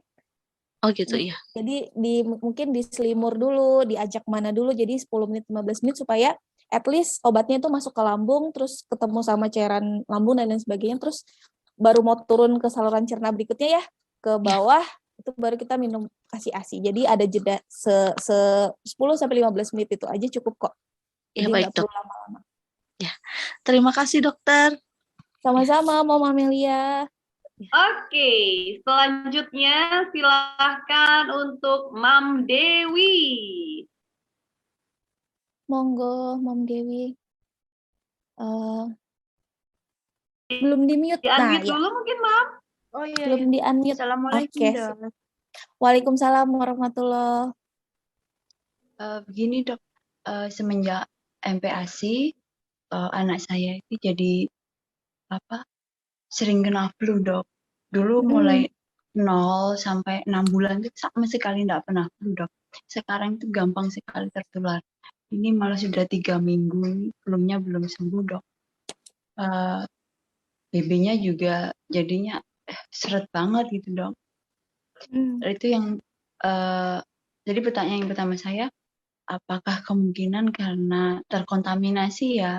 Jadi mungkin saya masih ada celah-celah yang harusnya disimpan di kulkas, tapi enggak gitu, Dok. Nah, kalau nasi, Dok, yang pasti yang saya salah. Saya akui ini saya salah. Jadi mulai 6 bulan sampai ini usianya berapa? 15 bulan, Dok. Jadi saya salah udah berapa bulan ini, Dok. Itu nasinya enggak saya taruh kulkas, Dok. Kalau sebelum nasi, waktu masih bubur, memang saya taruh kulkas. Tapi begitu nasi, enggak, Dok. Saya taruh di suhu ruang nasinya. Lalu yang kedua, Dok, untuk bahaya peralatan berkarat, Dok. Misalnya tangkringan kukusan. Itu bahayanya apa ya, Dok? Lalu kalau boleh ada karat itu maksimal seberapa gitu misalnya boleh, Dok. Kemudian yang terakhir, tadi saya mau nanya apa ya? Udah itu aja dulu, deh. Saya tiba-tiba hilang dari. Oke, siap, Mom Dewi. Terima kasih banyak sudah bertanya, saya coba jawab ya. Kalau buat saya gini, ilmu mengenai pengolahan dan penyimpanan menghangatkan MPASI itu ada panduannya. Tapi harapan saya jangan kemudian jadi kita ngejudge diri kita sebagai aduh saya salah nih, aduh saya gini merasa bersalah yang berlebihan ya. Jadi cukupin ternyata kurang tepat nih. Oke, next time saya akan coba untuk lebih baik. Yang dilakukan sekarang itu udah oke. Jadi jangan merasa bersalah berlebihan. Terus sekarang gini, kalau misalnya dirasa sering batuk, pilek, atau kemudian daya tahan tubuhnya ternyata kayaknya lebih rentan nih ketika mau mulai MPASI, saya biasanya menyarankan untuk membuat food journal atau membuat journaling kira-kira makan apa saja sih selama seminggu atau 2 minggu. Contohnya seperti ini, Mom Dewi. Hari Senin, Adek makannya ini. Dijabarin tuh sampai ke bumbu-bumbunya. Terus dicatat, oh ternyata kalau habis maam ini tuh tiba-tiba bersin, tiba-tiba terus jadi pilek, atau tiba-tiba pup-nya jadi lebih encer dan lain sebagainya. Kita lihat seperti itu, biasanya nanti akan ketemu polanya. Oh ternyata kalau adik makannya jenisnya ditambah bahan A, misalnya gitu ya, reaksi ke tubuhnya ternyata jadi terus pilek atau batuk. Itu bisa seperti itu. Jadi ada juga yang berasal dari mungkin ada sensitif pada bahan-bahan tertentu. Yang kedua, betul bisa jadi karena dari cara pengolahannya ketika kita memasak. Sesimpel gini sebenarnya tadi yang saya tekankan pertama adalah cuci tangan. Jadi sebelum sama sesudah memasak itu selalu pastikan untuk cuci tangan.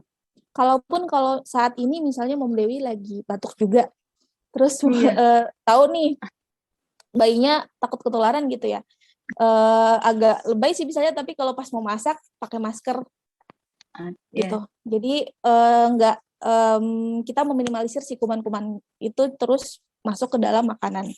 Terus, nah peralatan MPASI, kalau buat saya tadi saya tekankan di awal, gunakan aja dulu yang ada di rumah, itu lebih baik daripada kita memaksakan untuk membeli barang-barang yang baru tapi ternyata memasaknya jadi kurang bersemangat dan lain sebagainya lah. Kalau misalnya di rumah tangkringan kukusannya ternyata ada karatnya, berarti yang kita pakai ada wadah berikutnya. Jadi nggak langsung kena sama tangkringannya. Kan nggak langsung kena steamer atau kukusannya ya, ada wadah kaca atau wadah makanan stainless steel, itu di wadah untuk bayinya, terus udah deh dipakai kukusan, itu aman kok. Yang tidak aman itu kalau bahan makanannya bersentuhan langsung sama bahan yang berkarat. Kayak tadi ya contohnya misalnya teflonnya udah baret-baret tapi masih baret-baret kecil. Gak apa-apa deh baret kecil gitu kan. Terus kita pakai buat memasak, itu ternyata jauh lebih berbahaya. Kalau misalnya ternyata karatnya ada di sekitarnya gitu ya, terus sekarang kondisinya belum beli yang baru, pakai itu dulu aja tapi nggak langsung bersentuhan. Pakai wadah lagi yang lainnya gitu ya. Jadi bahan MPASI-nya masih relatif aman. Seperti itu, Mom Dewi. Saya udah ingat pertanyaan ketiga, Dok. Masih boleh nggak? Ya, buat kesempatan yang lainnya boleh ya. Oke deh. Oke, makasih, Dokter. Oke, terima kasih, Mam. Sama-sama, Mom Dewi. Oke, baik. Mam Emi Diar tadi bilang lagi menyusui sang baby, sang buah hati. Jadi silahkan Mam Emi Diar boleh di-unmute. Silahkan pertanyaannya, Mam. Oke, siap. Terima kasih. Malam dokter, izin bertanya. Pertama, melanjutkan yang tadi dokter jelaskan, kalau untuk masak MPASI untuk 1 dan 2 hari ke depan, tentunya dimasukin kulkas, apakah itu masih bisa dikatakan boleh gitu? Karena tadi kalau untuk 3 sampai 4 hari kan disarankannya tidak boleh. Lalu yang kedua nih dok, masih tentang saat traveling dok. Kalau tadi dijelaskannya kan untuk bayi yang sudah bisa finger food dan lain-lain gitu ya. Kalau bayinya baru mulai MPASI nih dok, gimana ya? Mungkin balik lagi ke tips and triknya, atau mungkin ada saran barang yang harus saya punya gitu ya, atau apa gitu. Jadi kalau untuk bayi baru awal MPASI kan harus bubur ya dok ya, harus dilumatkan. Nah itu untuk di jalan itu bagaimana ya dok? Maksudnya saat di kendaraan harus ulek saring atau bagaimana gitu, dan itu saya belum kebayang sih dok. Mungkin minta pencerahannya dari dokter. Itu saja. Terima kasih. Oke, siap Mom Emi. Ya, betul. Jadi kalau untuk pertanyaan pertama ya, kalau terutama nih di awal-awal MPASI kalau memang masih dalam bentuk bubur, itu betul dimasak untuk 1 sampai 2 hari. Misalnya kita tadi bikin bubur sekaligus nih, kayak tadi kayak kemarin weekend gitu ya. Saya bikin 2 menu sekaligus, terus ada yang saya taruh di kulkas bawah, ada kemudian mungkin saya mau taruh di freezer. Udah deh saya taruh di kulkas bawah aja. Jadi hari ini Senin saya kasih untuk pagi menu A, terus siang saya kasih menu B, malam saya kasih menu A lagi. Terus hari Selasa saya kasih menu B di pagi hari, menu A yang terakhir di siang hari, terus menu B yang terakhir di sore hari. Itu bisa seperti itu contohnya. Terus, tapi kalau misalnya sudah di atas, mungkin sudah 8 bulan gitu ya, sudah mulai kenal dengan finger food dan lain sebagainya. Finger food itu kan salah satu menu yang sebenarnya kita bisa bikin lumayan banyak, terus kita bisa disimpan di freezer. Jadi ketika mau diberikan, kita ambil, kita defrost dulu ke bawah, terus besok mungkin kita panggang lagi, atau bisa juga digoreng, atau kemudian tumis ulang dan lain sebagainya, itu bisa seperti itu. Jadi kalau tidak dikonsumsi dalam rentang waktu 1-2 hari, prinsipnya berarti ditaruh di atas, di freezer, di suhu yang lebih dingin. Tapi kalau misalnya untuk makanan utamanya, terutama kita taruhnya di kulkas bawah, rentangnya 24-48 jam. Rata-rata segitu. Apalagi kalau isinya sudah ada sayur mayur, terus ada menu telur, biasanya dia dalam rentang waktu tersebut. Terus traveling. Ya, jadi traveling ini ketika kita bawa bayi yang mungkin baru awal-awal MPASI, kita harus pahami bahwa kita yang ngikutin bayi, bukan bayi yang ngikutin kita. Mungkin kita kalau jalan, bisa nih kita jalan 4 jam sekaligus baru berhenti, atau 5 jam sekaligus baru berhenti untuk makan, istirahat, dan lain sebagainya. Tapi kalau dengan bayi, mungkin sejam, 2 jam berhenti, ganti pampers, pastikan duduknya baik gitu ya, posisinya bayi baik, dan lain sebagainya. Terus kita juga istirahat. Nah, kalau kita tahu berhenti 1-2 jam, berarti Mom Emi bisa pastikan kira-kira kalau 1-2 jam itu berhenti, waktunya kapan ya? Terus nabrak waktu makannya baby berapa kali nih? Kalau misalnya nabraknya ternyata 2 kali, maka di waktu makan yang pertama, kita deketin sama waktu makan yang pertama. Jadi misalnya buat waktu makan siang gitu ya. Oh, berarti kita berangkatnya jam 10 atau jam setengah 11. Ya, jam setengah 11 gitu ya. Terus si makanan yang pertama itu kita bisa berikan, kita berhenti gitu ya, mungkin di restoran, bawa alat yang paling mudah sebenarnya pakai portable cooker sih. Jadi dia ada kukusannya gitu, kita tinggal colok, terus kita bisa manasin makanannya di situ. Nah, kalau misalnya buat terus sore harinya nih, kita mau kasih sore hari, Mom bisa bawa bahan yang mentah, misalnya sayurannya sudah diparut gitu ya, atau sudah dipotong-potong kecil, ditaruh di wadah khusus, terus disimpan di tempat yang lebih dingin. Jadi tadi kayak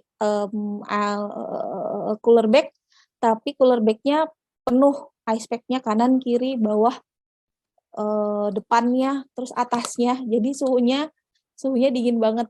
Terus nanti kemudian di waktu sorenya kita bisa dimatengin. Itu bisa cara seperti itu. Atau udah dibawa mateng semuanya, terus yang buat menu sore itu suhunya akan lebih dingin gitu. Yang tadi ice pack-nya kanan kiri depan belakang di atasnya. Dibandingkan sama yang tadi siang hari mungkin ya ditaruh di wadahnya yang cooler bag biasa aja, yang pakai ice gel aja gitu, karena toh waktunya deket gitu ya. Jadi alat-alatnya mungkin bisa bawa yang portable cooker, terus cooler bag, dan menggunakan ice pack yang suhunya biasanya lebih stabil. Atau bisa juga pakai alat-alat yang termos-termos yang bisa menjaga suhu dingin. Jadi udah mateng tapi simpannya bukan di tempat kaca, di termos yang bisa jaga suhu dingin lebih lama. Itu juga bisa kayak gitu. Seperti itu, Mom Emi, semoga membantu. Siap, terima kasih banyak dokter. Oke, terjawab ya Mom Emi ya. Pertanyaan lagi silakan untuk siapa nih tadi yang belum terjawab ya? Mom Amelia udah belum ya tadi ya? Udah. Kayaknya Ya kan ya, Mom Amelia ya. Oke, ini saya sampai di DM, Dok. Ini saya sampai di DM, ada pertanyaan di kolom chat ya. Dok, kira-kira boleh nggak menu semur jengkol sama pete katanya? Ini mungkin usia anaknya sendiri udah 12 bulan ya. Tadi ada sampai nge-DM saya 2 kali ya, Japri. Kira-kira boleh nggak sih, Dok, untuk menu MPASI itu jengkol dan pete? Ini saya juga sambil ketawa ya, lucu, menggemaskan. Tapi mungkin ini saking menu favorit keluarga ya. Jadi mungkin biar anaknya bisa memang dikasih tahu sedari dini rasanya jengkol atau pete. Tapi boleh nggak kira-kira? Silahkan. Oke, ini keren banget sih pertanyaannya ya, Mbak Frisil. Jadi gini, kalau dari segi medis, jengkol sama pete itu salah satu pangan fungsional. Jadi dia juga punya efek antimikroba, terus punya antioksidan tinggi. Tapi untuk dewasa, Mom, kalau untuk bayi-bayi, kita perlu tahu jengkol sama pete itu termasuk jenis, dia sebenarnya masuknya ke sayur sih, meskipun bentuknya biji gitu ya. Dia sayur, seratnya tinggi banget. Paham kan kita kadang kalau makan jengkol atau pete, oh kita, berarti aku juga. Kalau makan jengkol sama pete biasanya ke belakangnya jadi lebih lancar nih, karena memang seratnya tinggi. Sementara kita tahu prinsipnya, kalau bayi belum butuh banyak-banyak serat. Nah, kalau mau dikenalin aroma-aroma dari jengkol atau petenya bisa disiasati. Masak semur jengkolnya barengan sama protein. Jadi bayinya dapat proteinnya, tapi bukan dapat jengkolnya. Itu bisa sih kayak gitu. Kalau emang saking pinginnya mau kenalinnya, tapi tetap menurut saya si jengkol atau petenya itu kalau untuk fase MPASI ntar dulu deh, karena seratnya lumayan tinggi. Belum butuh banyak bayi kita. Oke, baik, terjawab ya Mam Asami ya, karena udah sampai japri saya nih, penasaran banget. Mohon maaf Kak, pertanyaanku dong, tolong gitu katanya. Oke, Mama Asami. Iya, terjawab ya Mam ya, aku jangan diteror lagi, terima kasih. Selanjutnya, Mam Prihardini, yuk silakan Mam. Halo, thank you Mbak. Aku mau nanya nih. Halo. Iya, silahkan Mom. Iya, aku kan kerja ya, jadi nyiapin makanan MPASI itu memang di subuh atau di malam hari malah kan kayak gitu. Ini mau nanya penggunaan slow cooker sebenarnya bagus nggak sih kalau misalkan kita kan masak pasti ada sayurnya. Nah, itu akan mengurangi gizinya, kandungannya atau tidak, atau lebih baik pakai panci aja, panci masak biasa. Kemudian kalau menunya nih, saya mau masak pakai bayam. Bayam kan emang nggak bisa kandungan gizinya akan berkurang kalau dianget-angetin. Nah, itu bagaimana? Terus anak saya kan umurnya baru 6 bulan 1 minggu. Dia baru belajar makan 1 minggu ini dan kayaknya lebih suka sama buah nih dia daripada makanan pokok, makanan utamanya. Apakah boleh nggak sih makanan di jam utamanya diganti sama buah gitu? Boleh nggak? Buahnya tapi dengan porsi yang lebih banyak atau dibikin kental kayak pisang ditambahin alpukat. Jadi kan lebih padat ya mungkin seperti itu. Gimana kira-kira Dok? Terima kasih. Oke, sama-sama Mom Prihardini. Ya. Baik, saya coba jawab ya.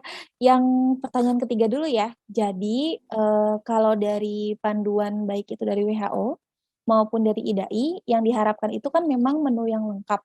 Menu lengkap ini at least terdiri dari 3 zat gizi makro, yaitu karbohidrat, protein, dan juga lemak. Ini pasti kita udah belajar bareng-bareng. Nah, sekarang kalau misalnya lebih suka nih, kelihatannya kok lebih suka sama buah ya, terus kita coba menu utamanya dikasih sama buah, tapi kita bikin jadi lebih kental atau campuran dari 2 buah sekaligus misalnya. Kalau misalnya kita tadi contohnya adalah alpukat sama pisang biasanya isinya karbo, kemudian vitamin dan mineralnya, sedikit protein. Lemak, ada lemak, tapi proteinnya dikit banget. Sementara kita mengharapkan kalau untuk MPASI ya proteinnya juga cukup, ada proteinnya ya. Jadi terus yang kedua dari totalannya pun kalau dibandingkan dengan kita bikin yang menu utama nih, kelihatannya nggak mau Dok, cuman masuk 1-2 suap kecil aja yang tadi saya bikin bubur-buburan itu. Tapi kalau misalnya makan pisang sama alpukat, dia masuk banyak nih gitu. Tapi dari segi meskipun kuantitasnya banyak, tapi dari segi kalorinya biasanya akan lebih rendah dibandingkan dengan menu lengkap. Jadi saran saya kalau mau berikan yang tadi di combine pun masuknya tetap ke waktu makan selingan, di waktu makan cemilan. Apakah kemudian kita bisa melihat kayaknya lebih doyan sama buah nih dibandingin sama menu utama? Prinsipnya kita harus tahu bahwa bayi kita masih belajar banget. Jadi ke depannya itu masih panjang sekali, masih banyak sekali menu yang bisa dia coba. Jadi kalau saat ini kelihatannya belum terlalu berminat sama menu makanan utama, sabar, tenang. Nanti ke depannya kita menu-menu berikutnya mudah-mudahan jadi bisa lebih nyaman ya. Terus untuk tadi memasak. Kalau tadi ya di materi saya jelaskan sedikit bahwa kalau mau menggunakan slow cooker, silahkan boleh digunakan, tapi pastikan bahan-bahannya itu memang tidak berbeda jauh. Misalnya gini, terutama di proteinnya nih, Mom. Kalau misalnya mau pakai protein di slow cooker, pastikan nggak dalam kondisi beku. Jadi proteinnya memang sudah di defrost, sudah lembut semuanya ya, jadi nggak beku. Beras, protein masuk, mungkin misalnya saya masukin wortel lumayan nggak overcook ya, dia bisa matang bareng. Tapi kalau misalnya sayur berdaun hijau, setelah slow cookernya matang, sudah matang semuanya, itu diangkat slow cookernya, baru kemudian masukin sayurannya. Jadi memang 2 kali kerja sih. Kalau sayur daun hijau, itu masukinnya tetap di atas kompor. Kalau kita baca manual book slow cooker yang ukurannya lumayan gede-gede, itu biasanya seperti itu. Jadi yang masuk itu karbo, protein, lemak duluan. Kalau sayur berdaun hijau pasti ditaruh di kompor lagi, baru kemudian dimasak. Kalau saran saya, mau pakai slow cooker boleh, tapi cara penggunaannya yang tepat. Gitu.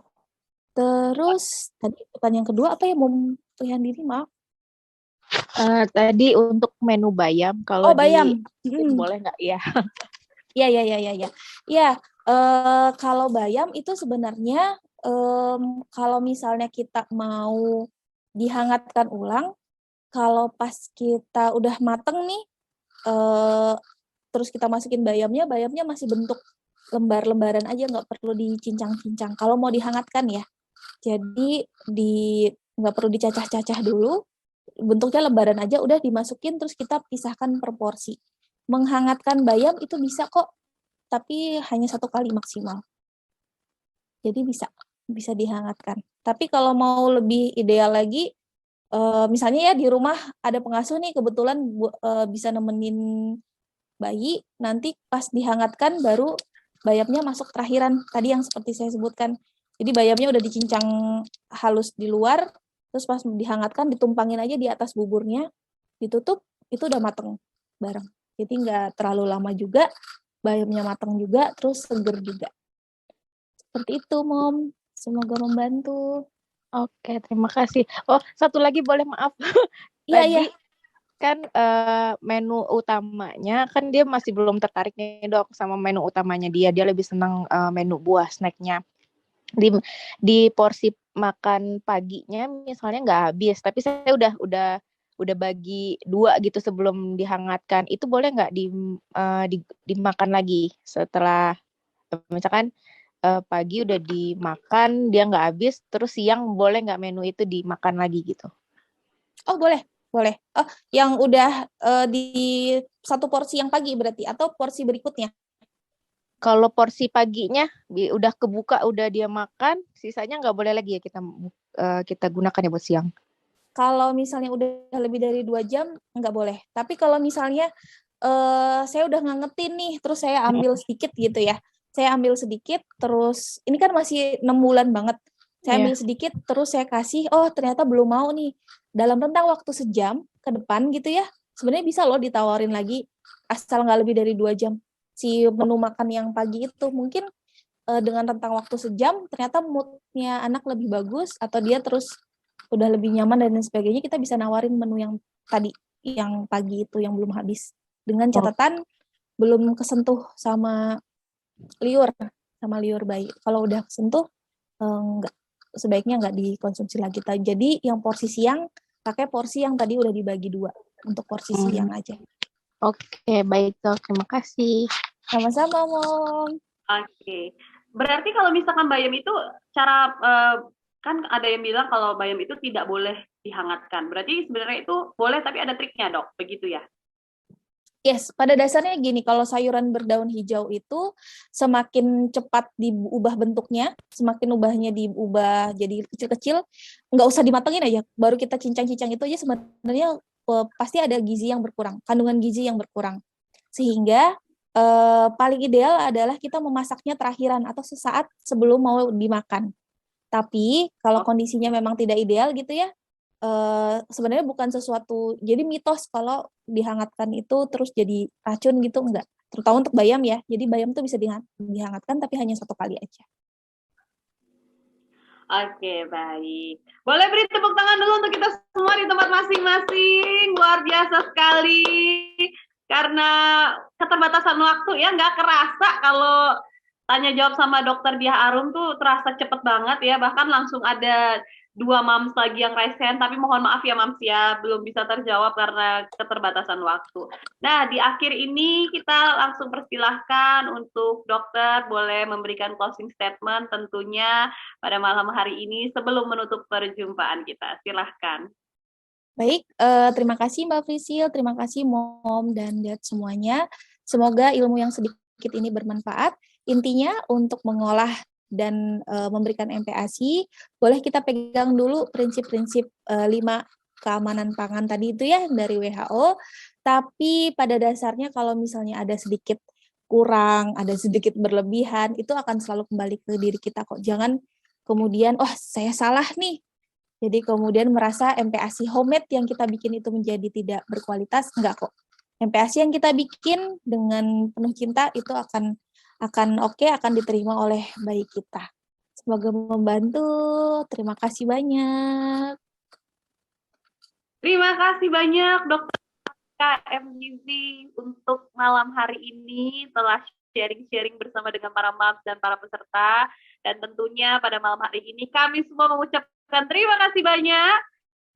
Sehat selalu, terus memberikan informasi, sharing-sharing untuk kami semua, dan tentunya untuk dokter sehat selalu ya dok ya. Kita bertemu lagi di lain waktu, di lain kesempatan tentunya. Sampai terima kasih Mbak Frisil. Dadah. Assalamualaikum. Makasih Mom.